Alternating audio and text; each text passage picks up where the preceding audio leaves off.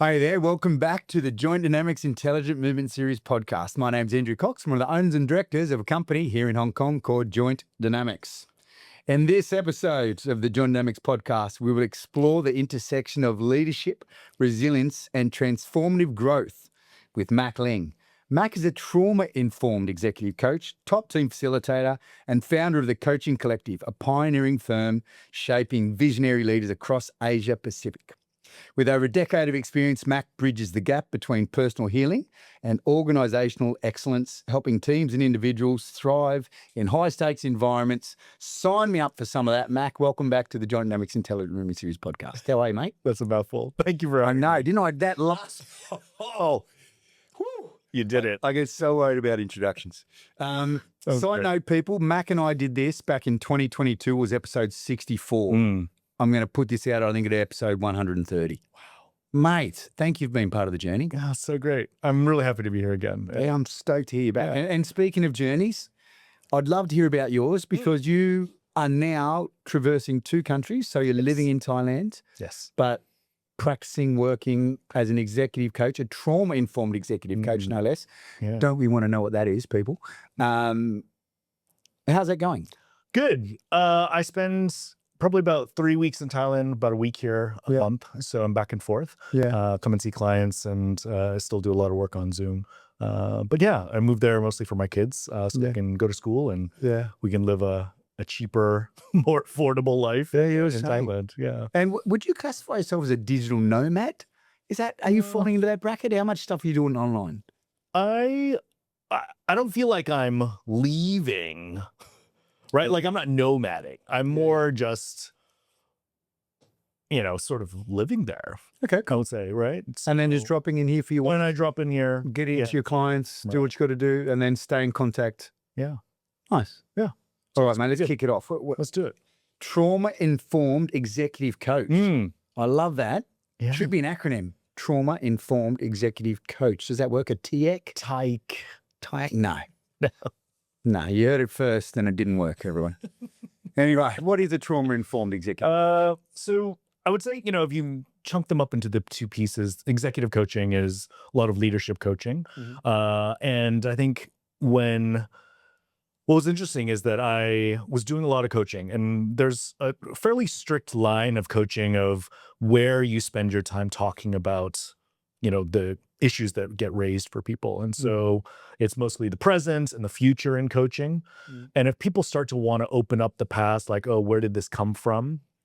It's not really, that really starts to move into a therapy-based place, I would say.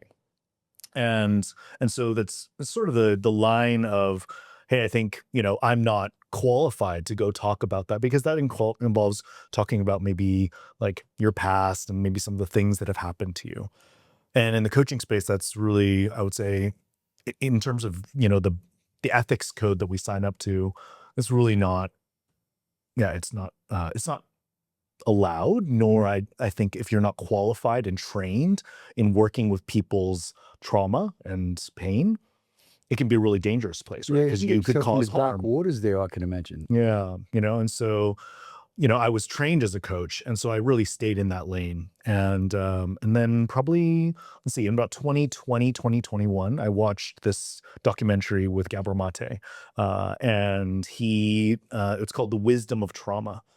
And he goes through this process, and he goes through an inquiry-based process, so similar to coaching, asks a lot of questions, but he was doing it for people in their past. And within about 4 questions, people on this documentary are like crying and having a healing moment and, just like really getting into the stuff that created the story that is really plaguing them now in the present day. And I watched this and I was like, I need to learn how to do what this guy is doing, because this is life-changing. People are really being able to unlock some of the things that are holding them in the present.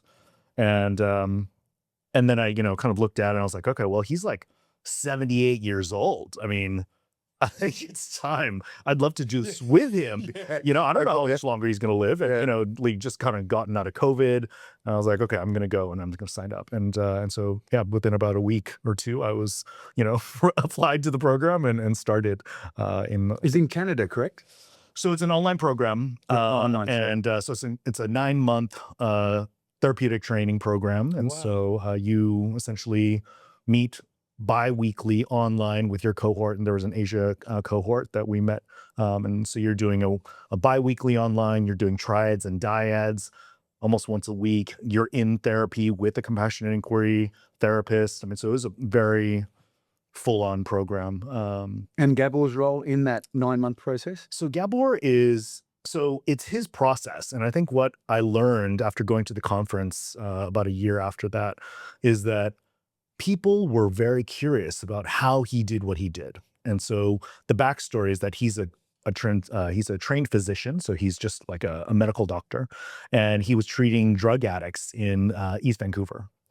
And he would go in and he'd work with people, and he was, trying to offer them treatment. But he was starting to realize that, like, actually none of the treatment was working. So their physical body was not responding to the treatment. So he just started asking and talking to these people that he's working with, and just asking about stories. And what's interesting is that through the work of him, like, connecting with people and their stories, he started to see healing physically. Mm. And so over the years, he developed this approach, and they named it compassionate inquiry. What's interesting is I learned that the first couple of cohorts that he tried to train all were like not very successful, because the way that he does it is not systematic. It's a very much a sense and respond type of approach. And so if I'm going to sit with you, if I'm trying to go through step 1 is this, step 2 is this, you're going to fail because you're not a robot and running on an algorithm. Yeah. And he was just doing his magic essentially by being with the client, attuning with the client, and then really like sensing, okay, like, where would I like to go now? So then there's a woman, Sataram Kaur, who is she's I don't think, what's the breathing yoga? Oh, gosh. Oh, it's like fire breath. They've got all these breath.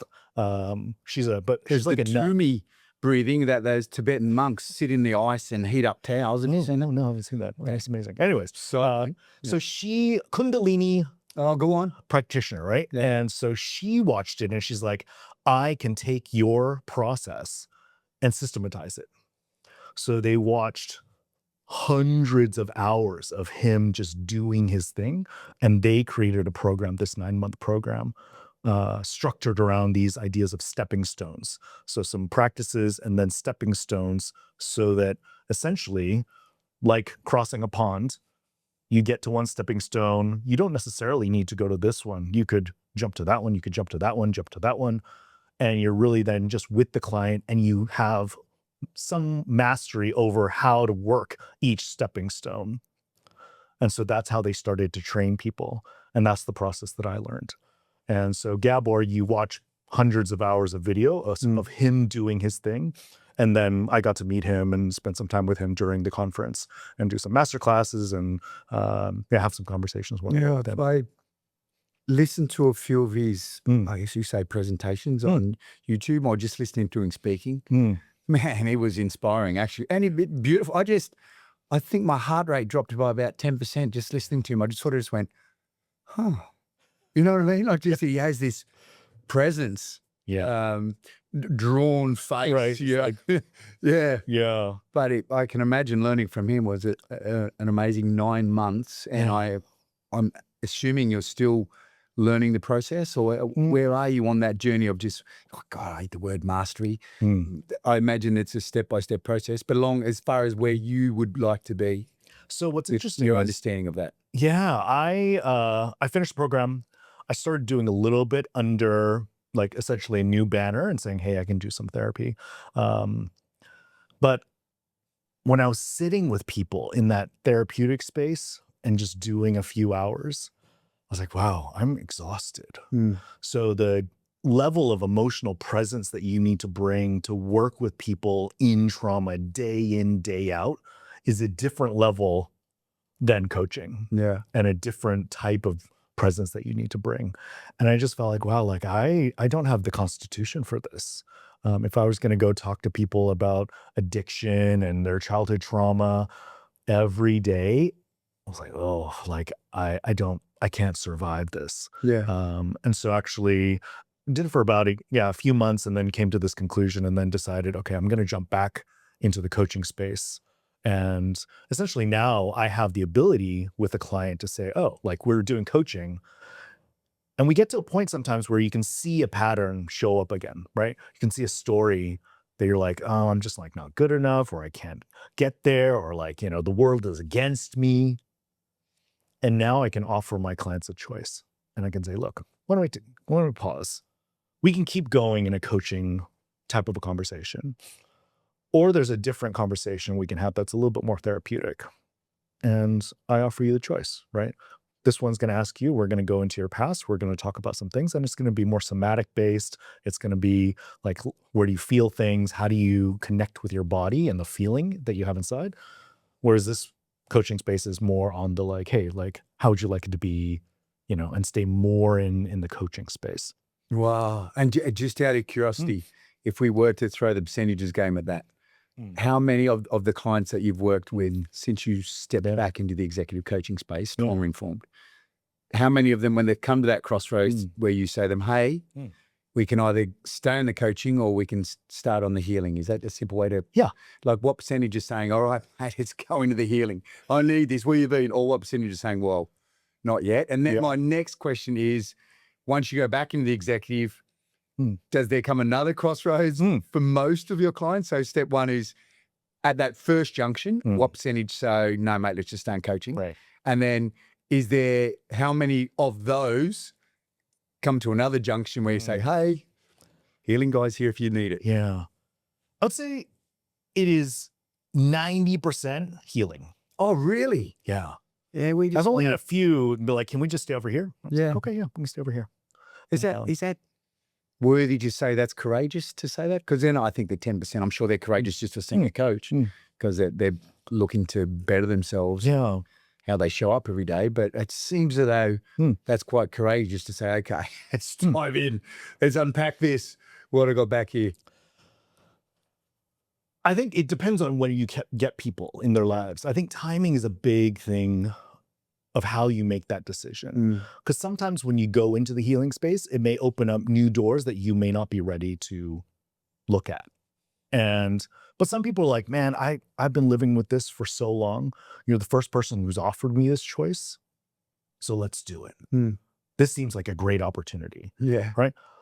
The few people who have said, can we just stay over here? It felt like they probably have a lot going on in their lives and they weren't ready to open that door, And because I mean, there's strangely a lot of fear. I mean, maybe not even strangely. There's knowingly a lot of fear opening up some of these doors that we've tucked away and said, I don't want anybody to look over there. And because I don't know what's going to come out. Yeah. And I mean, we can talk about, I have my own personal stories about that, but yeah. Okay, let's go. That's a great lead in, mate. Where are we going with that, man? So tell us about Mac. Okay. So let's see.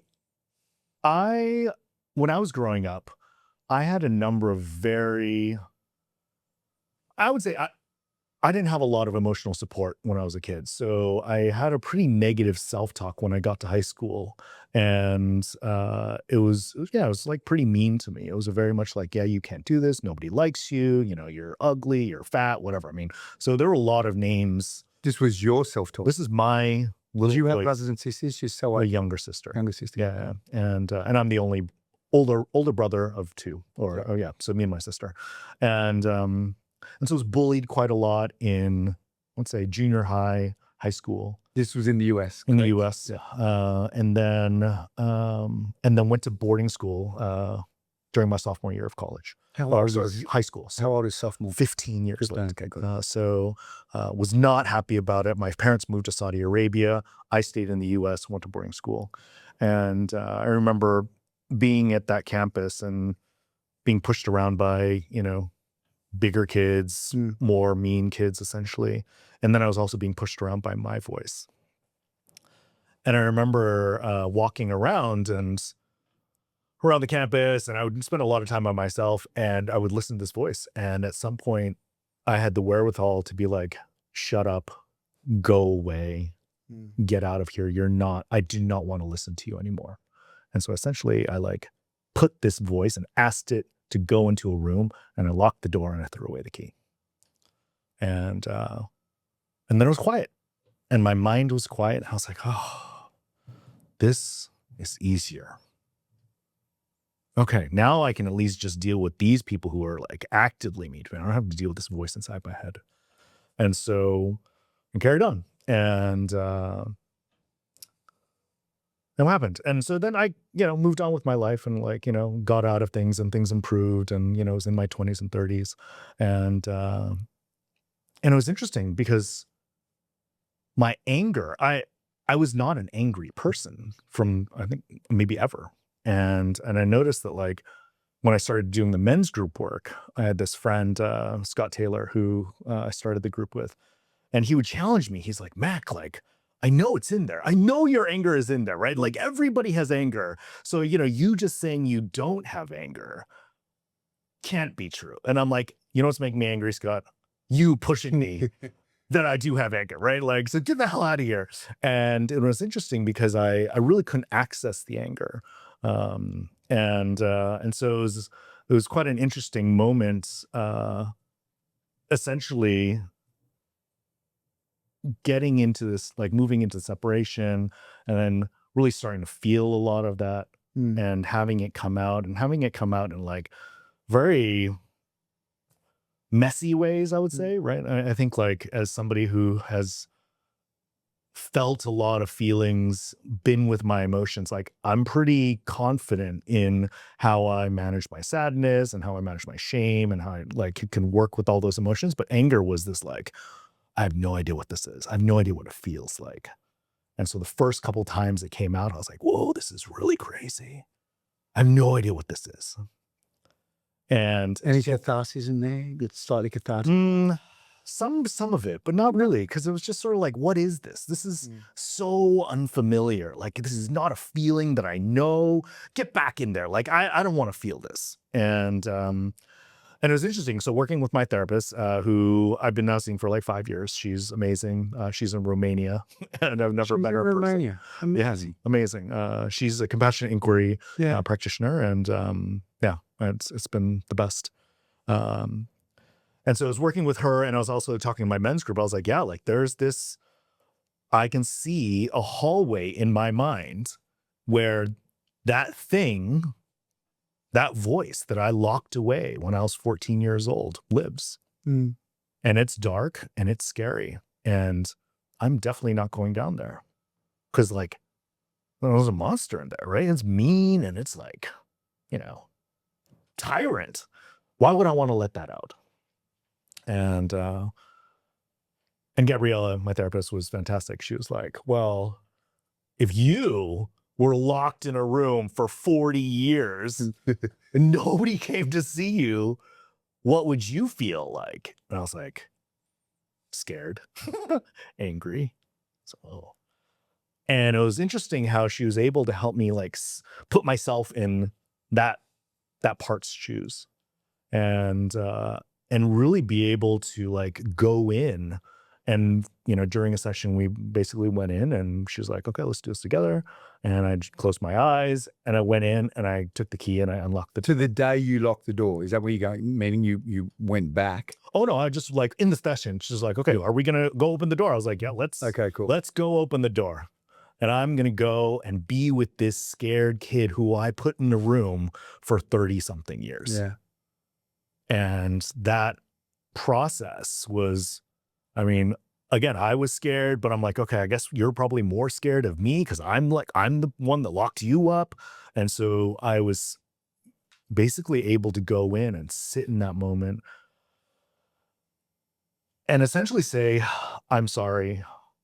I'd like you to come join the rest of the voices, rest of the parts of myself, and really to integrate that part of me back into the whole. And it was great. I was sort of like, oh, like it feels less heavy now. It feels like, oh, okay, like oh wow, that was not as scary as I thought, but I was scared of it for so long. I was like, oh man, like, I mean, I was watching this anger like melt out, and it was just, And what's interesting is, as I've, then gone from that place, with the funny thing that I learned about anger is that anger does have a purpose.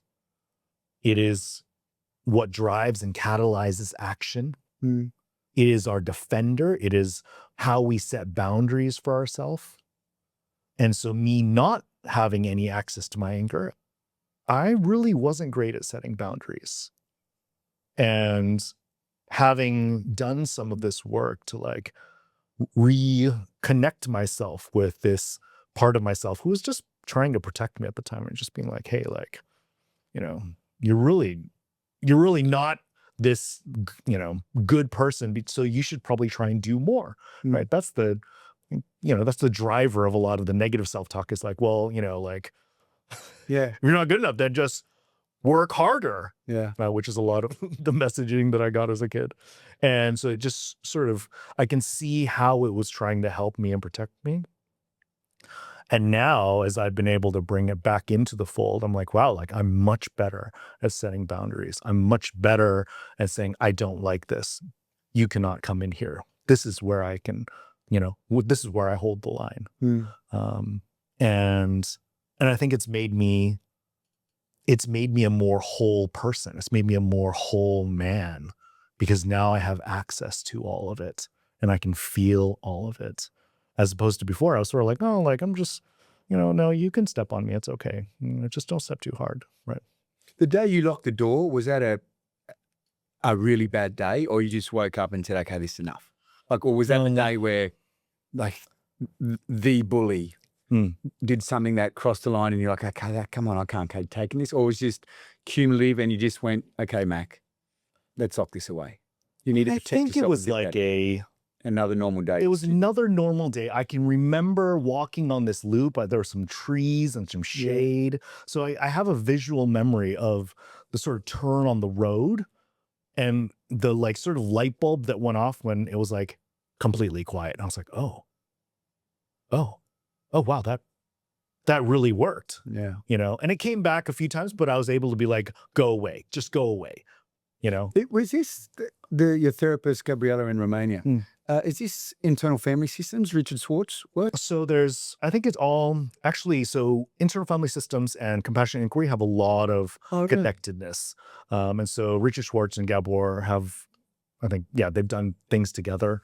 But the idea of parts work really plays well into compassionate inquiry, because a lot of the way that we work with people in that space is like, if you have something that happened today, like, is that a new feeling?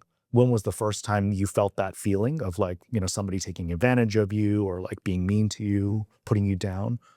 And then we're going to start to reopen and reconnect you, the adult you, with that 6-year-old, 4-year-old part of yourself. And you start to create a different narrative. And those protective mechanisms you developed as a 4 and 6-year-old that did serve a purpose, potentially no longer serve a purpose as an adultified child, the age of 50 or whatever. Yes, exactly. Do you know what? One of the greatest things that I did, and those who listen to this podcast have heard this story, so excuse me. I did a 2-day leadership program run by this guy, Henry Chamberlain. He's awesome. Oh, yeah. And he's a performance coach, a psychologist. Yeah, I've heard of him. And he's done work with internal family systems. So it was one Friday, and then 2 weeks later it was another Friday, full days. It was really great. Yes. The first thing I learned was leadership. So everyone was either running their own business, an entrepreneur, or in high management of an organization. And I think there was maybe about 20 of us. Okay.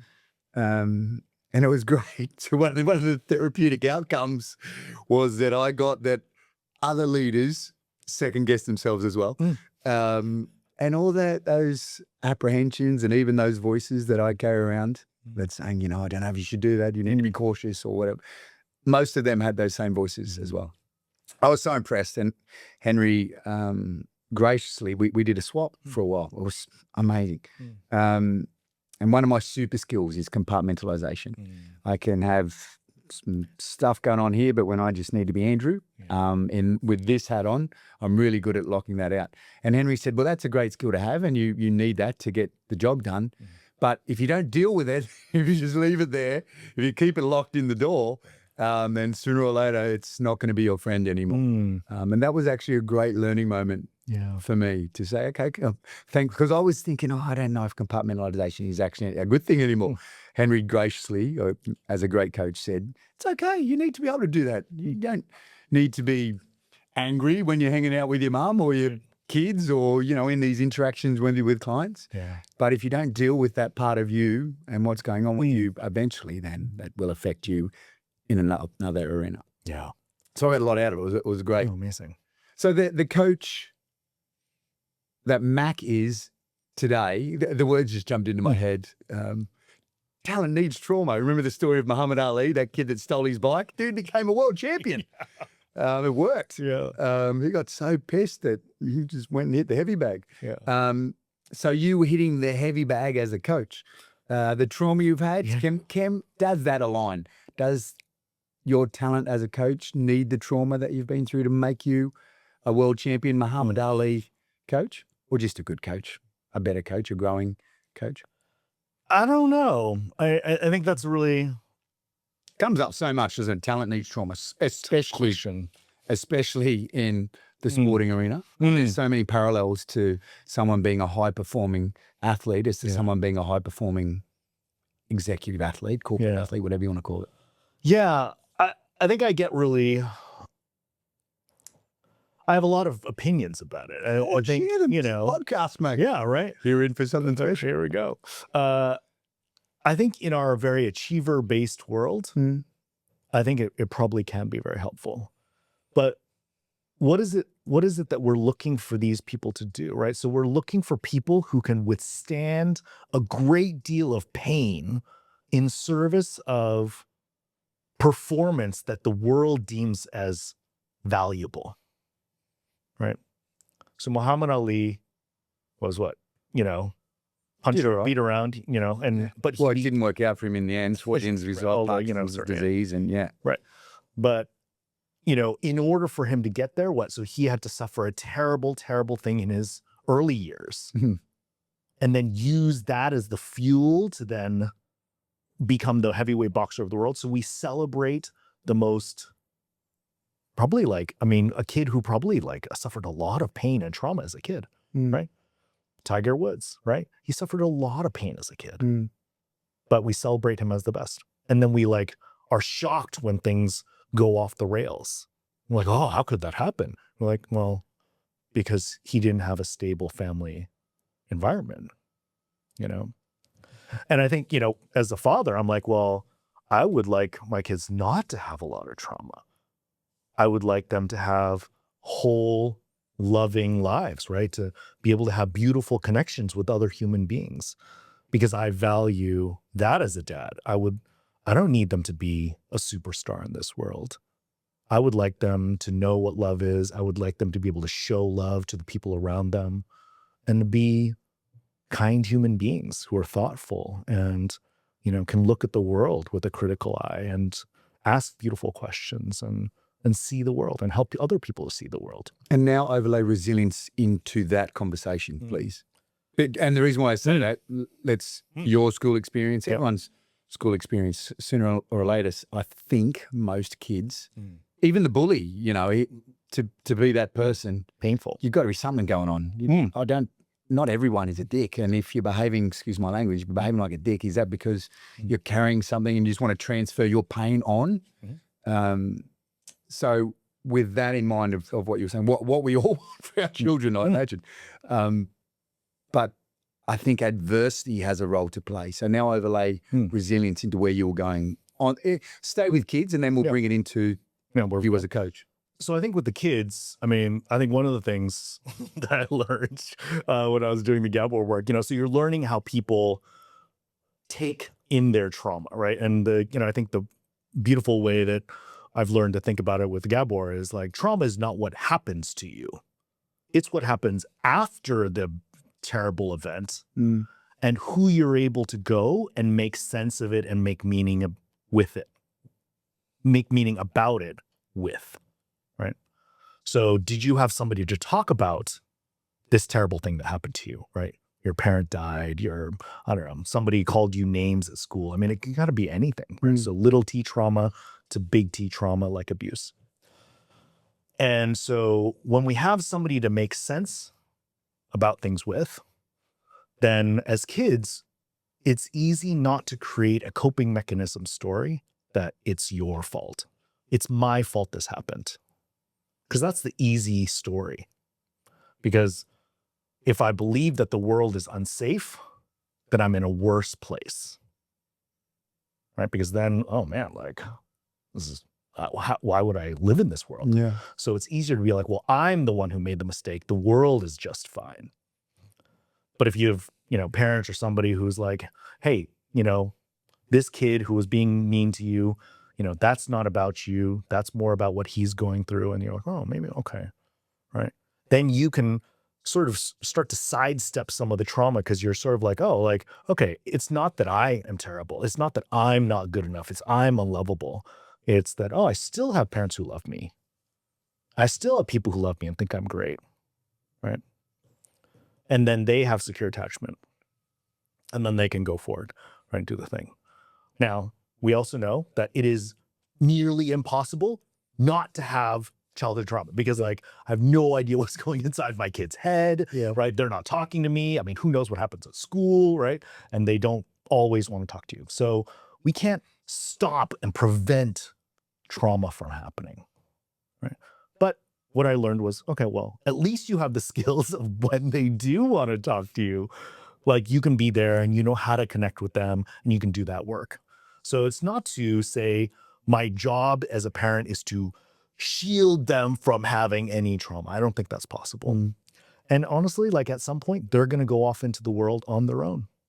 And so my hope is that I'm going to give them the skills to like relate to themselves, to be able to like figure out how to be a whole person in the world, to feel your feelings, to be able to emotionally self-regulate. And you'd be like, wow, like I'm getting angry, right? To notice your feelings, be like, okay, am I going to like punch this guy in the face or am I going to like figure it out and be like, okay, where's that coming from?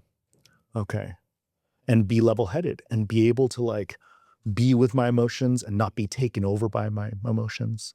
So a lot of these skills then allow somebody, hopefully my kids, right, to then go through the world and be able to navigate, right, without having so many hangups and so many, just sort of some of the trigger, be so triggered like so many people are, right? Yeah. I think, hey, if you could walk through the world and be aware of what your triggers are and be aware of like what things piss you off and, not be so hard on yourself, right? And just be kind to yourself. Like, Yeah, I it's think tough at all moments, isn't it? it's really hard, man. I mean, I can't stop myself, right? And like when I play sports, like, I mean, I've been called out. They're like, bro, it's okay, man. It's just pickleball. Like, you don't need to like yell at yourself, dude. I'm like, oh yeah. They're like, yeah, just swing and have some fun, dude. I'm like, oh. And you're like the 65-year-old guy who's kicking my ass, right? Something that came up when you were going through that, and then in my head I was like, oh, compassionate inquiry. And then with the bully story, and then the next thing that jumped into my head was Socrates, I think it was, that said, don't pity the perpetrator, not the person that was the receiver. And then I went, oh, compassionate inquiry. So, and then if I lay myself into that situation with the bully, and if I can, in a moment of strength, have compassion for that person and going, in a way, be curious. Why is this person being a quote unquote what we called previously a dick? Yeah. Why would they behave like this to me? Right. So instead of the emotional response, and whether that be being downtrodden or whether that be aggressive to respond back, it would probably be a better world if we could interject and just go, hang on a minute. Why is this person behaving like this? And that moment of curiosity before God knows what comes after that. Or before your judgment, right? Yeah. So it's like, well, rather than just being, well, this guy's just a dick, to be like, oh yeah, I wonder what's going on for this person, right?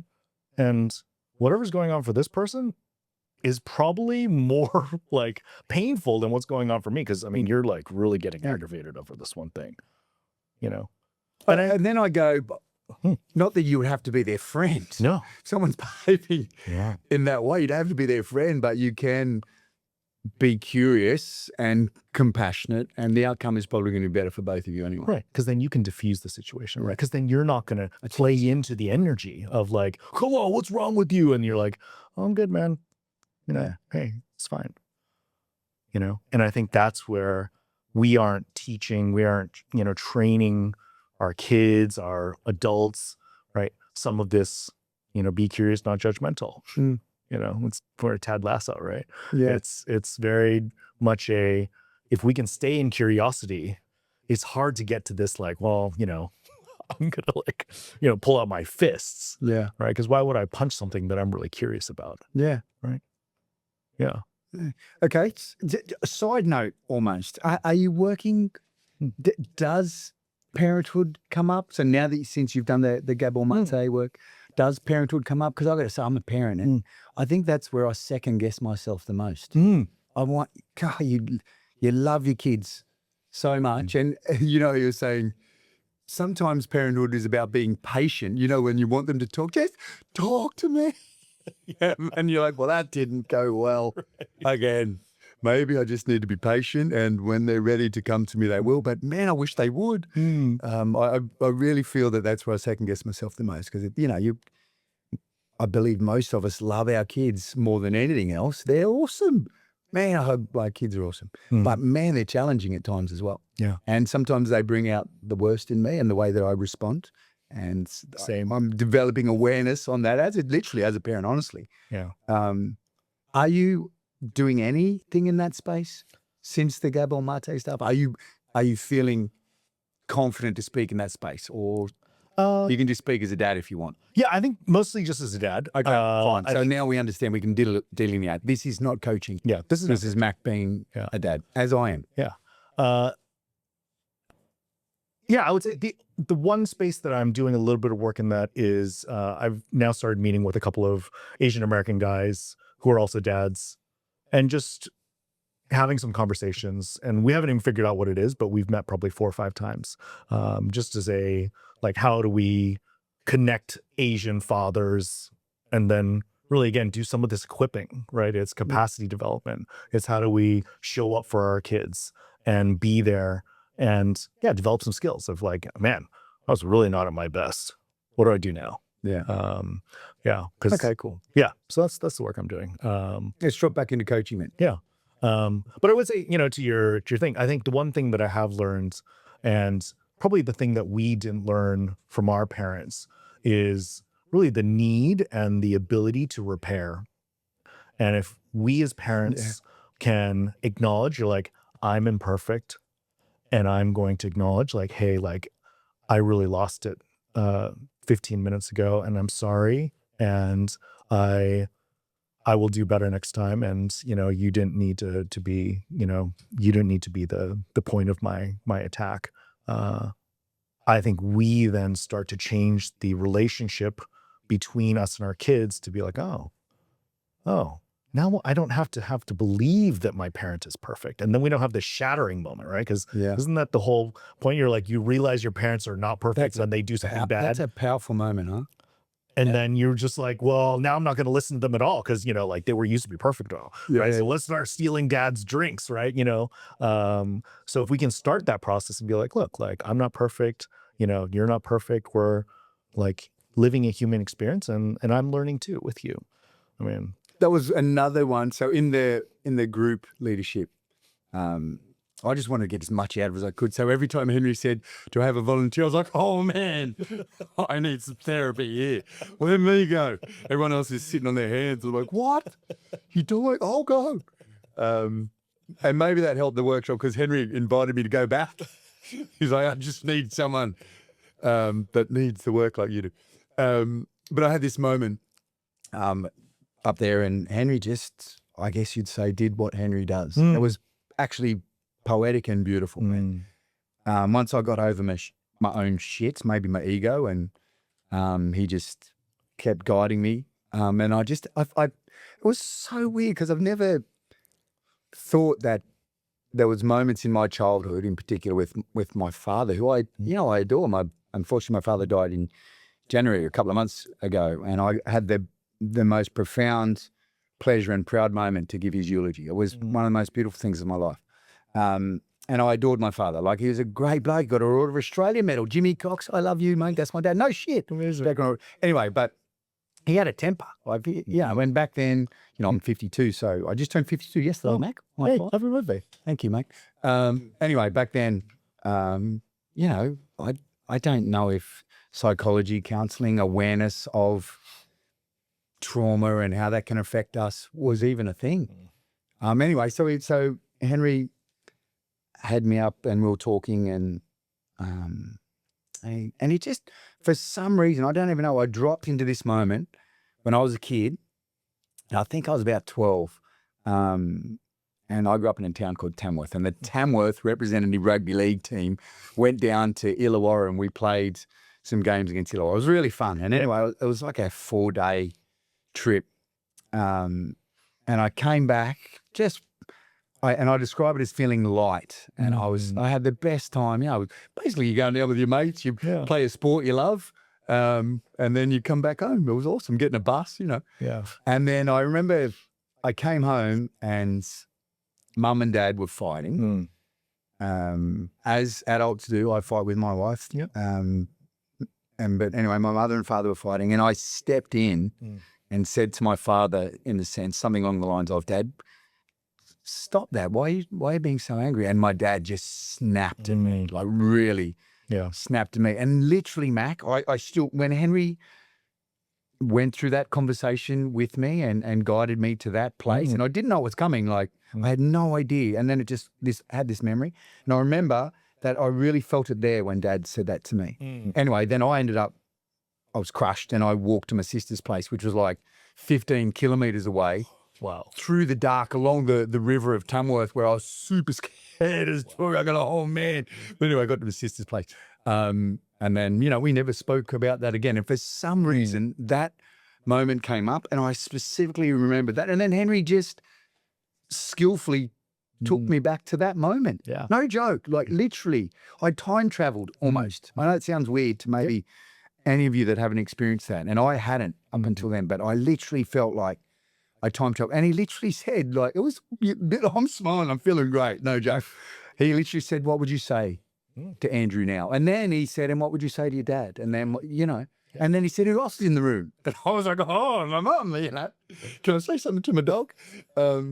But it was a beautiful moment. It really was. And I'm reliving that lightness now, which is how I'm assuming how good the work is and how good Henry was, that experience was for me. Yeah. Yeah. So, and that actually, I felt that was unpacking some baggage, which let's call it little t trauma, but for some reason it affected me. Yeah. And I'm a better person for dealing with it. And therefore, as a result of that, I can make better decisions moving forward, because that protecting mechanism that I developed, and mine was, I'll stop talking if we're in a environment and something needs to get done. And what my propensity was, and probably still is, and I'm dealing with that, is I'll stop talking to you, Mac, because I'm just going to get it done. I don't need you anymore. Right. I'm just going to shut up and shut you out, because you're just going to be a hindrance to me now. And I'm just going to knuckle down and I'm going to get this done. Right. And sometimes that's a good strategy, but not all the time. And I needed to learn to delineate, and I need to understand, and no joke, as weird as that may sound to you, but now it doesn't to me, and obviously not to you, because you've done the work and you've studied this. That honestly was linked to that day when my dad came down on me for trying to step in, and then I just went, oh, I need to get out of here, and I'll shut down, and I'll just walk to my sister's place. Yes. Get scared shitless, walk along the river at Tamworth, thinking I'm going to get mugged and going, oh man. But I got there in the end, and then shut that down. Yeah. And that's where that came from. Yes. And it was beautiful. Actually, it was beautiful. Yeah. And that's the healing work. You know, it is reconnecting with those parts, and then being able to be there for it, right? And talk to him and be like, hey, like, that was not your fault. I love you. Right. And being able to like reorient the conversation that you have with that part who felt that thing. Right. And I really do believe our feelings and our memories and everything is all somatic, so it all shows up in our body in different places, right? Your sadness is in your face, right? Your shame is in your stomach. I mean, it's all, if we are able to tune into it, we can really feel it and connect with those pieces of ourselves. I felt like, is there such, can we create a new word? Because that moment with Henry was healing, but it was also coaching. It was keeling. Healing. It does sound Healing. So I wish we could healing somehow create one of those polls on this podcast. Can you ring in now? But for me, that was healing. You know, I experienced this lightness, but I also felt it was coaching. It was healing. There it is. Phone in. Because I felt like I understand why I am a little bit more. And now having that awareness, and even mate going back and saying, Andrew, you're all right, mate. Dad, you're all right, you know. Yeah. Dog, love you. Right. Good to see you again. But it made me a better leader as well. Yeah. Or a better entrepreneur or a better business owner. Absolutely. Absolutely. Still ambitious, but I think I make better decisions understanding a little bit of who I am and why I behave like I did. Right. So that's coaching as well as him. Yeah. Power to you, mate. I mean, I think that's where, you know, if you can blur the lines, right? If you can train and qualify in both, I think you really can walk with people and journey with them a much longer way than you can if you just do one or the other, right? So I know a lot of therapists who are coming into the coaching space as well, because what if I don't have to stop? What if it's just me and you just sitting here and I don't even have to stop and be like, which one do you want to do? And we can just let it go where it goes, right? Yeah. And then it's just you and I are walking a path together. I'm like, oh, I wonder what that is. Oh, okay. And we can look at it. And I think that's where the trauma-informed, you know, coming back to where we started, right, allows us to look at limiting beliefs and be like, rather than just saying, well, what's a better belief that you would like to have instead of this limiting belief? And let's just sort of gloss over where it came from, which can work, but it's not sustainable because, you know, you're just sort of like, well, I'm just going to like pretend like the first, 30 years of my life didn't happen. Yeah. But if we can look at it and be like, okay, where'd this come from? And are you willing to go down that path? And I'm like, yeah, let's go. Then we can really, you can unlock these things and you're like, wow, like I feel so much lighter. Like I'm not held back by like, my fear of walking with or working with people anymore. So great. And I think that's where that boundary can really, when you can move through, it allows for, I was saying 2022, when I revisit that conversation that you and I had, I thought you were quite passionate, Coach. Thanks. And you've been through some stuff and you've stayed under Gabor Mate and other things. That if I measure your passion level as an 8 out of 10 in 2022, where is it now? Oh, for about what what you're doing. Oh, Sorry, for what I'm doing. for you, for Mac the coach. I mean, and we haven't even talked about what I'm really doing now. Yeah, that's it's coming, people. It's still coming.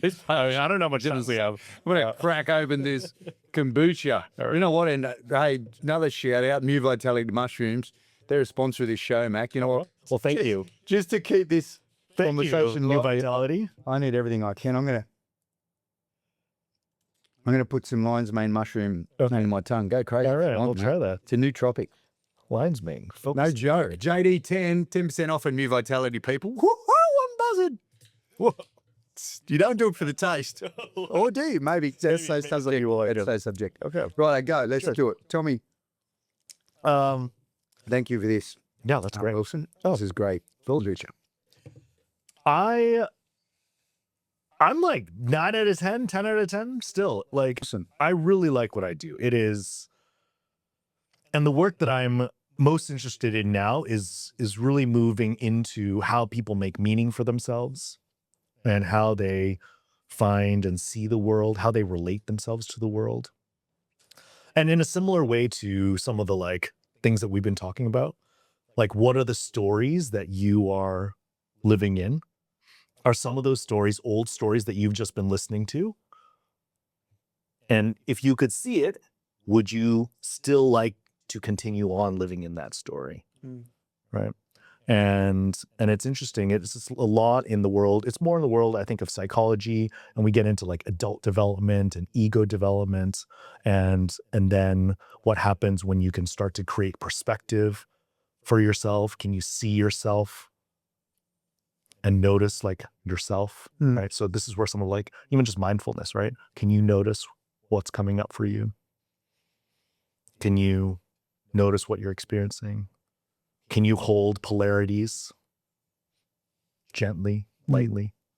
And I think, when it comes to the leadership work is, the studies that, are out there essentially are people who have later stage meaning making, meaning they can see more complexity, they can manage more complexity in their mind. They can do that perspective shift. Oh, I notice like I'm really getting angry and I don't need that to come out right now. I can really like figure out like how to manage my anger, and then I can go. Those make better leaders because they can handle the complexity of the ridiculous markets that we have, the macroeconomic things, the global politics, the, trade war that's happening, right? So you can really like, if you can manage all that complexity inside of your mind, you're going to be a better leader. And stay calm and make the best calm and make decision great decisions. now, and then move on to the next one. Right. So that's in the leadership space. That's someone you want to be around, isn't it? As opposed to the emotional, right, let's go. That's right. Which is still prevalent. Yeah. And it's not to say, I think that's what was interesting is that I learned like later stage is not necessarily better, right? Like we need people who are emotional. We need people who are like, I put the team first. I put everything, on this, and I just like want to bring people together and have them enjoy this time together. I was talking with my business partner at lunch, and she goes to this boot camp, and she's like, yeah, this guy, like he makes, some irreverent comments, but everybody has a good time. It's just like we work out hard together. But honestly, if he was like a later stage guy where he's like, I'm thinking about like how society integrates together, like he'd be terrible at his job. Right. He would hate his boot camp. Yeah. Like he couldn't do that job, So I think, when we can find really fulfillment in where we see the world, then I think we live in this really happy, content place. Right. So maybe an effective way for us to get an understanding of what you do is, can you give us a client story, or maybe an amalgamation of a client story? Maybe it's 2 or 3 characters, but you can give us the principles of this person, Jerry, came to you wanting to level up, whatever it is, and then talks through the steps, the principles that you drop in. Yeah. Is that an effective way, do you think? I think so. Yeah. Give us a success story and where it didn't work out, if that's all right. Yeah. Let me think about that. Well, not too long, mate. Yeah, not too long. No. So when I think about, I would say so there's a couple of different stages, and it's a funny moniker because when we even use the idea of vertical development, it means up is better. And we're generally in an up is better type of world, right? But what is up? Up is, I mean, how do we know up is up? And, so we just come up with these ideas, right? Like later is better than earlier, right? Forward is better than backwards. So when you can start to think about like, oh, like it's a lot of our language shapes our stories. And so part of this is how do we work through and then get behind like a construct and a framework that makes sense to people and doesn't alienate people, right? But essentially there's a couple of stages. Most of the world is in the stage essentially called expert and achiever. Expert is where I embody and like can acknowledge that I have an ego. I create value because I'm an expert. I'm smart. I know things. Achiever is like, I know now then using my expert, I can probably go out and achieve other things. And knowledge is not the most important thing to me. And so most of the world is in an expert achiever space. And that's kind of the conventional mind, essentially. And there's Dr. Robert Keegan, which is one of the developmental psychologists, and calls this the socialized mind, right? You're still living in a story that other people have given you.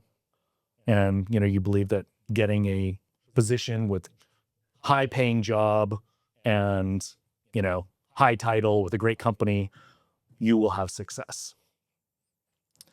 After that stage, there's the next stage, and probably one of the most challenging chasms is called the individualist stage.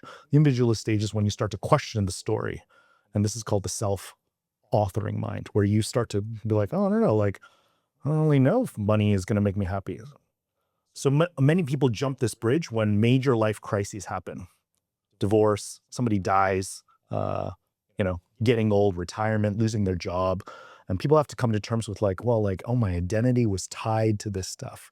So a lot of the clients that I work with sort of look at that edge, right? And especially in Hong Kong, right? There are a lot of people who are like achieving. They're like, I want to be partner. I want to be MD at this firm. I'm going to be a high rocks champion, right? So they're just like gunning it. And that works. And so until it doesn't work, right? So maybe I hurt my knee and then I'm like, oh, who am I? Because I won't be able to do a triathlete anymore. Yeah. Right. My wife left me. Oh my God, like my whole picture of what I thought my future was going to look like has now disappeared. Oh, who am I? And so when you start to have to question your identity, you might start to question your values, right? You might go like, oh, no. And this is where some of the coaching can help, because essentially if you can see that you're sort of looking over this gap, it can be helpful to work with a coach to be like, okay, you can either choose to stay over here, which is your choice, or you can make the jump into this place where you can start to question everything, which can be great and also very disorienting, right? Because if you start questioning, like, I don't know, like, why do we care about money? What is money? What is fame? What is time, right? And you start to question all these constructs. You're like, oh, then who am I? Who do I want to be? What's important to me start to emerge. And, some of the joys of the other side is like, okay, then you start to get to decide what values make most sense to you, right? Like to me, authenticity is really important. Like showing up as myself day in, day out, not having to wear masks, really important. I want to like take care of my kids. I want to nurture my kids. I want to show them love. I want to show other people love, right? Those are the things.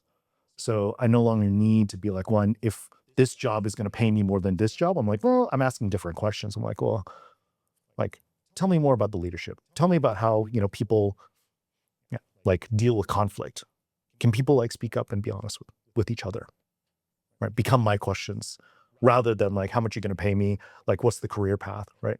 So can I interject for a second please. there? Just because you deal with leaders, and then placing the leader, someone who's higher in the hierarchy of a business that helps the company be successful.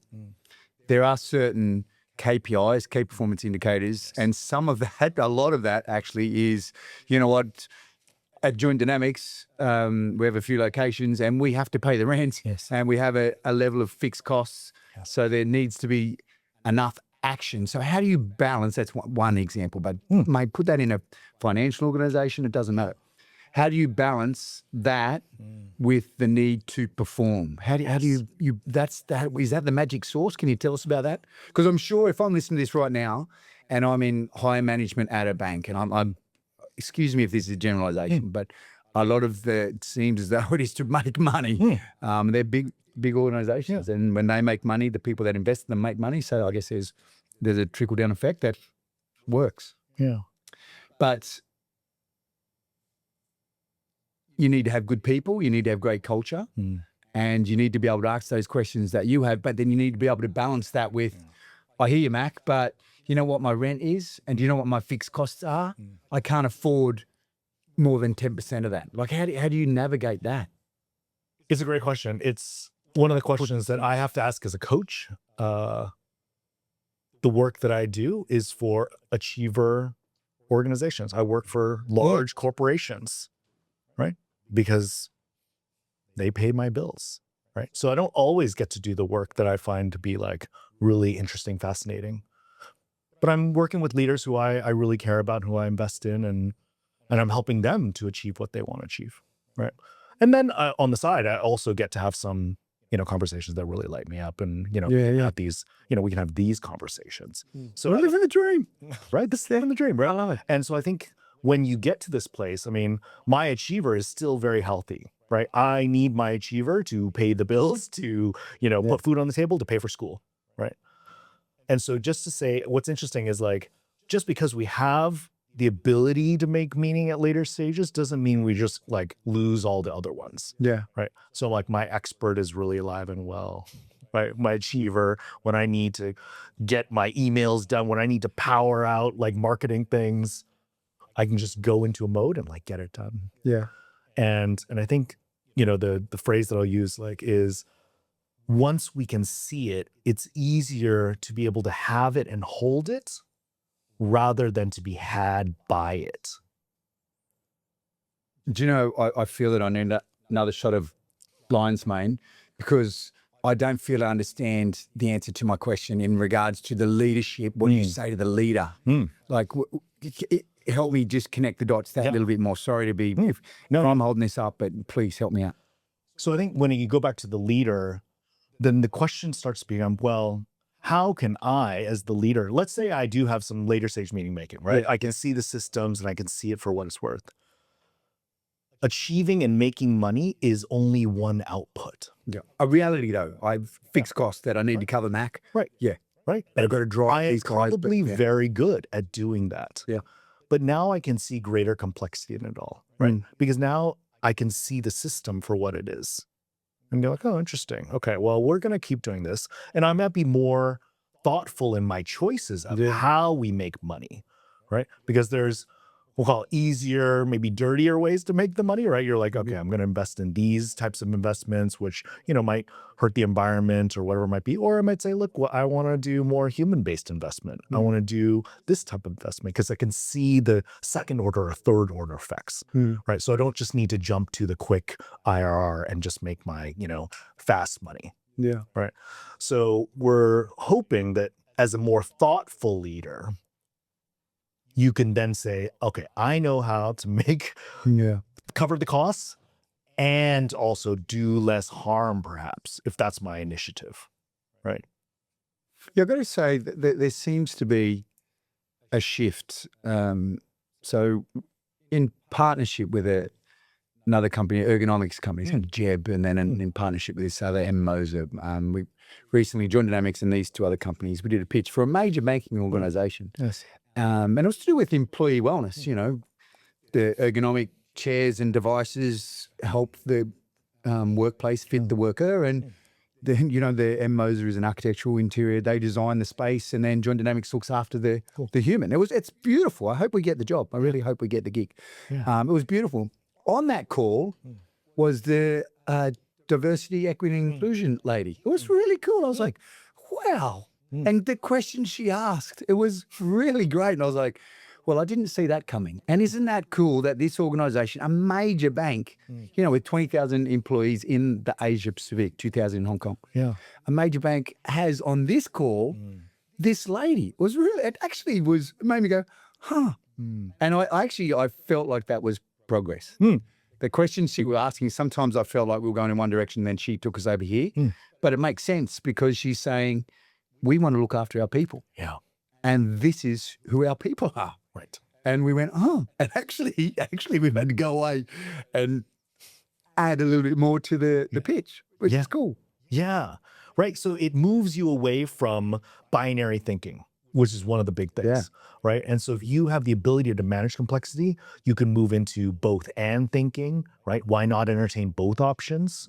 Can we have both polarities inside the proposal? Can we offer multivariable wins, right? Can we see multivariable wins? And that's the type of thinking where, you know, if you're still stuck in, well, we're going to make money at all costs because I only care about this margin. And if we don't hit the margin, then we're done. Yeah. Right. That's a very fixed, judgmental way of thinking about success. So if you can think about like multivariate success, you're like, oh, wow, like then we would structure the whole thing differently. Right? We would think, oh, well, what about like, oh, we want them to feel comfortable sitting in those chairs because they're going to sit there for like 12 hours a day. Yeah. And then what about them going to the bathroom? Oh, interesting. Right? So if you're doing that type of like next layer thinking, you're going to get a better outcome. Yeah. Yeah. And you will maintain a good culture and you will maintain your staff, and replacing staff is expensive. Right. So it works, yes, I think, through multi-directional thinking. Like when you analyze, we still need to make a profit. Andrew, we still need to make a profit. Yeah, well, potentially if you look after your people and they're happier and they find purpose and meaning and they realize that you're looking after them, they're actually going to work harder for you. Like, what was it? Was it Jack Welch, the leadership guy, and he would fire 10% of his staff every year? Like, that was a fear-based, like, you know, oh, I better work hard, but I don't know if I really love my company, and would I go the extra yard, and maybe I'll just do the minimum. I know they're going to make money, but I could probably make 10, but you know what, screw these guys, I'm going to make 8. Yeah. And those 10% that are making 5, they're gone, I'm going to be fine. Right. It's sort of, I feel that there's, now we have the capacity to look beyond just the black and white. Yeah. Well, that was my genuine interaction with a major banking organization here. And it was so cool. Yeah. It was so cool. It was so cool that I wasn't prepared. But I learned a lot. So it was great. Yeah. And I think at the highest levels, they're introducing some of this type of work so that their leaders can do this, like, more complexity management in their minds, right? Because your top leaders, you want them to be asking these questions, you know, not just be like bottom line focused. Yeah. Yeah. All right. Give us the amalgamation of our client, can you? Ooh, yeah. Or our client. I mean, person's name's Jerry. We've already established Jerry. Yeah, Jerry. You don't actually have a client named Jerry, do you? I do not. Okay, good. No. We'll go with Jerry. Unless you have a client that said, please, Mac, use my name, whatever. Whatever you feel comfortable to share, if you don't mind. As a way to illustrate, this is actually what I do, Andrew. I do have an idea now. Thank you so much. But yeah, it's, I'm having, let's see. I'm having kombucha. You're having kombucha. How would I think? Another shot of lion's mane, mate? No, it's like really strong. I was like, oh, this is like, my brain's firing. And let me tell you, thank you. It's really Your vitality, Brandon. I appreciate it. You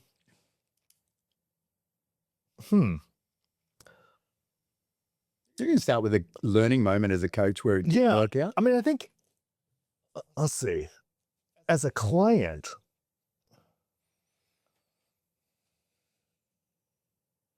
I mean, I don't know if there's a specific, I can't pull out a specific person, but I'm thinking about some of the people that I've worked with, and the anecdotes are very similar to the one we just talked about. And looking at people and how they look at business and looking at, okay, well, moving from that place of it's got to be either this or that, and being able to hold the polarity and being able to say, like, I don't know, like, what if we could find wins in both places? And it's not me just jumping into that. Because a lot of the work that I'm doing with clients now is just asking them to look at and examine their decision-making, look at and examine how they, like, what does success mean to you? What is, like, how did you come up with that story? Is that your story? That's cool. Do you want to do this to me? Oh, we can do that. Oh, man. Right. Let's see what happens. Yeah, how's the last mate? Play the game. I'm happy to play the game. Yeah. All right. Yeah, that's probably an easier way. Yeah, please. Yeah. So, I mean, I think we can just start with, what is... I'm excited too. There's these two. Ooh, I'm nervous. Ooh, I'm really excited. Wonder what's going to come out. Let's do it, mate, please. Okay, so how about this? We start with, can you think about a time or decision that you've made recently, personally or professionally? Yeah. And if you can think about, if you were able to take a step back and watch yourself make this decision and see yourself in it, what would you have done differently, if anything, now that you can reflect on it? Oh, that's great. Wow.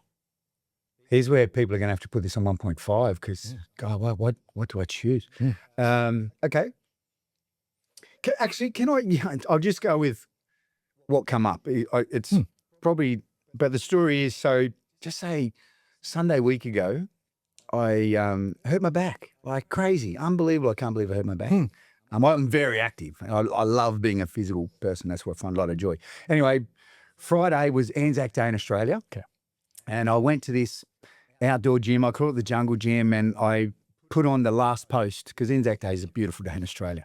It's about mateship, but, you know, honouring the sacrifice from Australian New Zealand Army Corps for Australians. Anyway, so I put on the last post, which is what's paid Anzac Day. And mate, I went hard, as in physically. Those voices that said, I think you should go a little bit easier, they just weren't even there because I was fueled. Anzac Day. So I worked out really hard, had the best time. I communed with God, honestly. I had the best time. And then I actually did that again on Saturday with a mate. Okay. And what I was 51 at that stage. I'm now 52. Right. And I do acknowledge that maybe I don't have the same resilience physically as I did have in previous. Maybe I'm dealing with that as well. Anyway, so me and my mate had the best time, and my mate's got a touch of the crazy. I love you, Rob. That's awesome. I've got a mate that likes the same things that I like, basically the same age. How lucky am I? I'm living the dream. Anyway, so my mate literally has a touch of the crazy. Like, he can go deep into the pain cave. And we ended up doing 36 sets of exercise. I know. Anyway, it felt amazing. Really felt amazing. Like, it was great. Testosterone, whatever's left as a 52-year-old man, was through the roof. It was awesome. Anyway, the next day was the last rugby training. My son's gone to boarding school, but I still went to rugby training. It was great. So I was feeling pretty flat. I didn't do a lot. And then I came home and laid on the couch and had some just relaxing time. And I got off the couch and my back, I was like, no way. Where did this come from? And I was quite uncomfortable. Went to work on Monday and I was in pieces. I had 6 clients and I just managed pain and it was so fatiguing. And then Colin, physio, said, take some Celebrex. So I took Celebrex for the first time in my life and managed my pain. Anyway, where this is going, that moment of reflection, that's Saturday. Like, because I literally did this. I was like, should have I done that? 36 sets after what you did on the Friday? But literally, here's the response that I have. I go, it was so much fun, and you hung out with your mate. And on Monday, I was in a lot of pain. I was being really cautious, and I went home, and it was so fatiguing. But I went, you'd probably do it again, because it was just, would you miss out on that? Because I literally reflected on that, and I try to analyze, why have I got back pain? Doesn't make sense. And then I go, well, that's probably the highest likelihood. Those 3 days and 2 days of going nuts, you felt fatigue, and then you did some other stuff and laid on the couch, and this is where it came from. Would have I changed the thing? And I honestly, and I'm still in a little bit of discomfort, and I probably should see a physio. Got a company that has plenty of them, and they're awesome, and I still haven't done anything about it. But so what do you say when you go, I'll handle the consequences. Obviously, it's not that bad. Like, I'm still working. Yeah, you're walking. Monday, Tuesday, Wednesday, I was in a lot of pain, but it was just fatiguing. I went home and slept more. And now I'm cool, getting better. Anyway, so what do you say to the person that says, well, it wouldn't have changed anything? And so what do you notice about you saying that you wouldn't change anything? Because I was just so stoked about Saturday hanging out with my mate. That's what I noticed. So and maybe because the pain was like a 6, 7 out of 10, not a 10 out of 10, I'm still okay because I wouldn't have lost that day. Okay. We did ice baths, we did sauna, and then red light therapy, mate. Red light therapy's the best. Yeah. Get a hold of PBM Healing, people. That's a great place to get red light therapy. Not a sponsor of this show. They're just people that have amazing medical grade red light therapy. Yeah, I would have done it anyway. You would have done it anyway. Now, there's some part of you that I hear that's like, you shouldn't have done it. Yeah. Yeah. So who's that? And what's that for you? Like, who's the voice who's like, oh, you shouldn't have done it? Yeah, maybe that's the, oh, geez, I literally felt it. I can expose my true self. I've been dealing with this, when I've been moving the creek, and that's me going, man, my back. I guess it's the responsible guy that says, my body is still very much my job. Like, I still see clients and I need to move, and sometimes it's hands-on. So the responsible person says, mate, it's probably been 4 years since you've been in this position. And remember, 4 years ago, it wasn't good. And now you're back in there again. Do you think that was the best thing? But then the other guy goes, it was the best. Hung out with my mate. So balancing those two voices, I guess. Yeah. And so then, is there some way to balance the two voices? I think I have. Yeah. Haven't I? I don't know. You're just doing it, right? Yeah. I mean, it Feels like your excited guy just won. Yeah, he did. The excited guy won. And you're in pain. And I am in pain. And the responsible guy says, look, mate, you got away with it this time. Do you think you should keep doing that? And still the excited guy says, "Psh, yes, mate." We look up and then, but okay, here's the rational, excited guy says,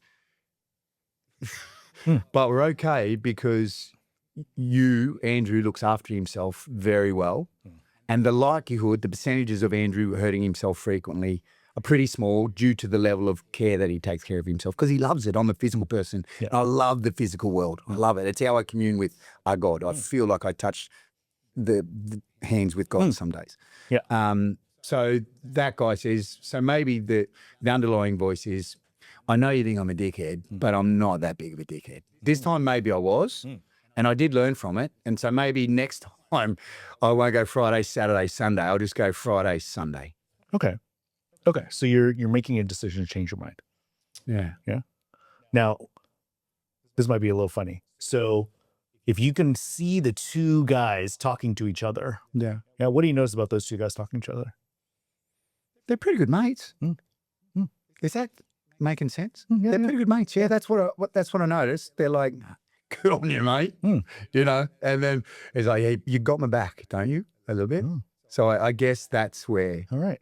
they come in. Right. So they are not like adversarial. No way. Yeah. They're No like way. buddies. Yeah. That's what I feel in this moment. I haven't analyzed this with this Yeah, much that's what- detail, but yeah, and it's actually cool. Can we keep going? Yeah. Yeah. And that's, as you start to think about, okay, like, so now you have these two buddies who are working for your benefit. So then you get to make a decision, right? Or maybe you can think about, well, who are you then? If you're watching these two guys talk it out, Oh, now we're getting real, aren't we? That's cool. right? Who are you in relation to these two guys? Yeah. What's your role? Yeah. The the first response in my head was, you're a puppet. That follows these guys. What's my role? My first response is, I just go back to that's one of my loves, and that actually it's a place that helps me build the energy, the resilience. I love what I do. I really do. Yeah. But of course, there's challenges. We're John Dynamics is a company of 70 people. We have high fixed costs. We've just been through COVID. We've got, it was really hard, and we're coming out of it, but we've got to work hard to do that. Right.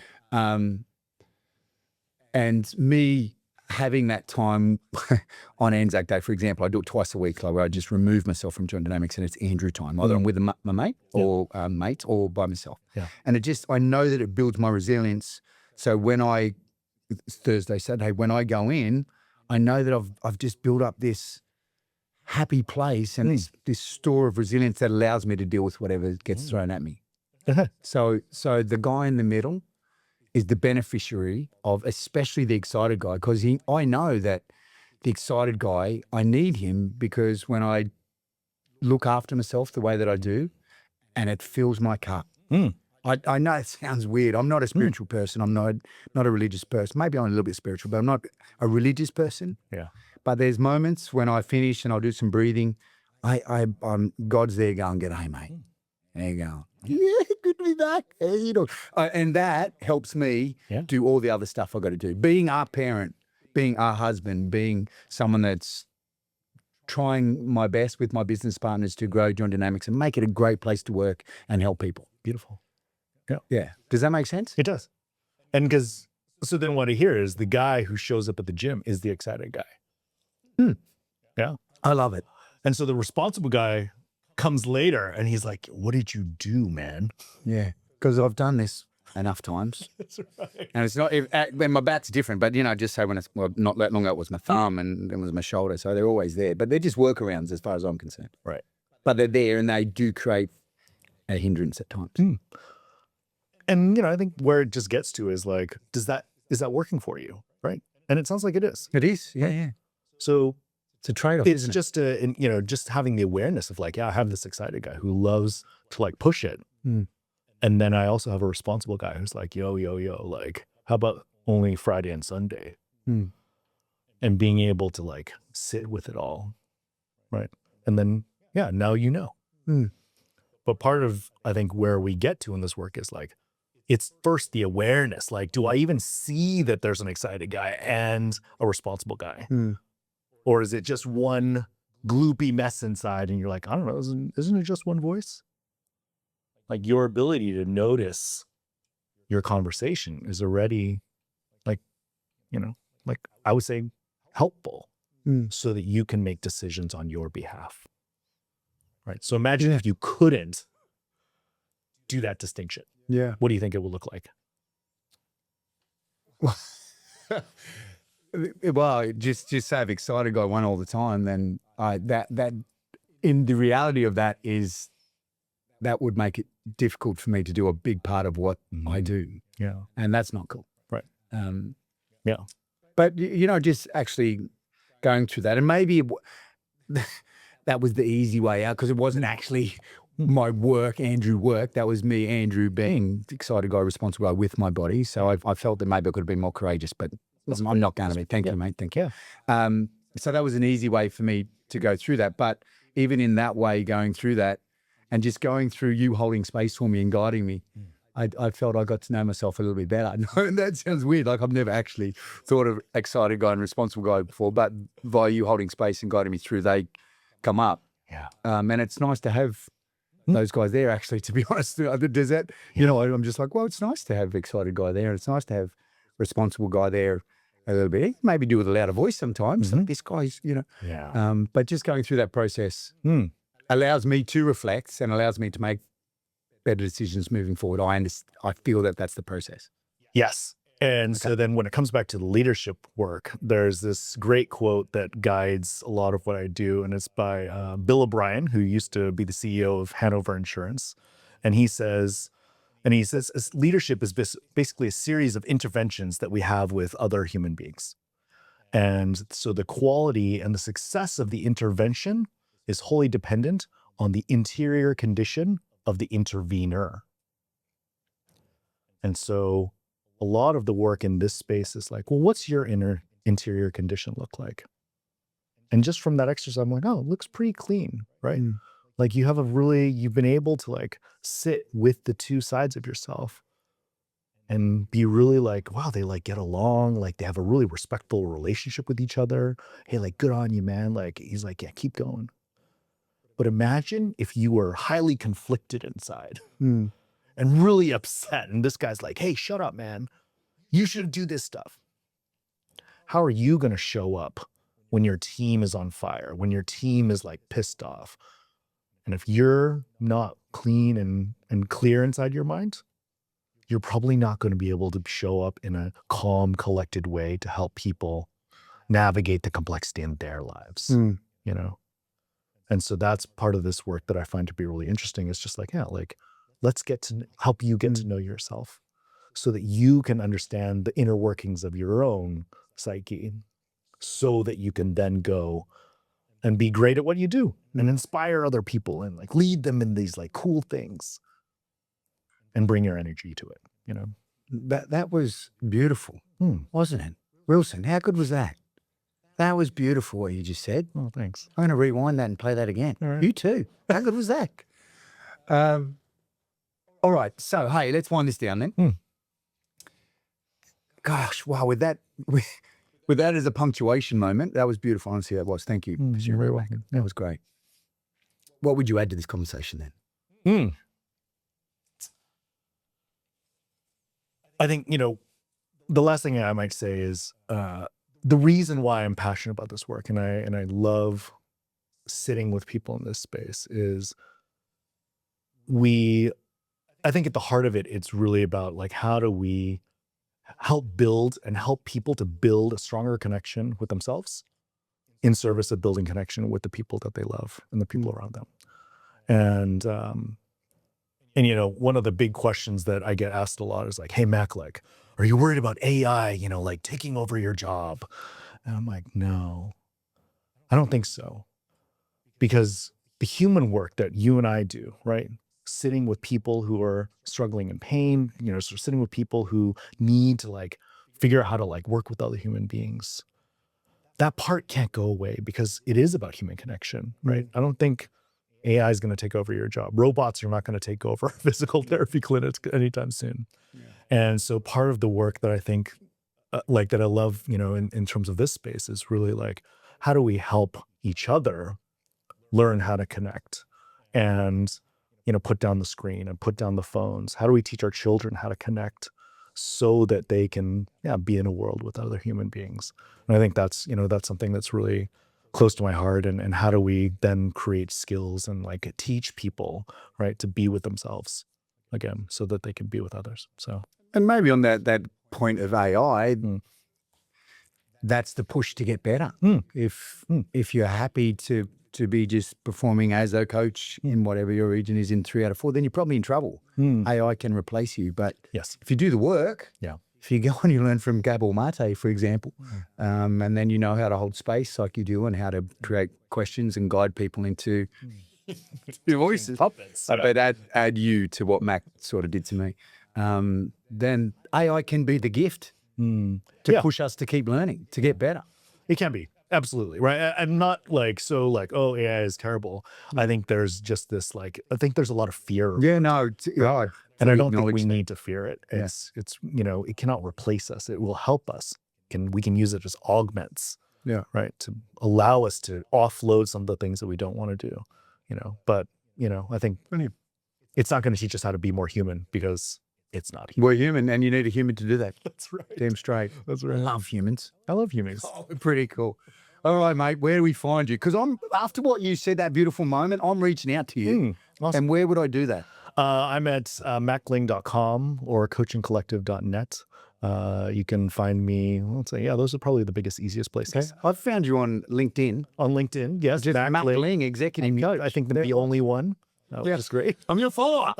Just like, it's brilliant. Yeah, Mac Ling on LinkedIn, which would be great. Yeah. All right, mate. Thank you so much for hanging out with us here at the John Dynamics podcast. Thank you. Thank you guys for hanging out with us as well. I'll be back in 2 weeks with another great human. How good is this? I love it. Me too. See you guys. Bye.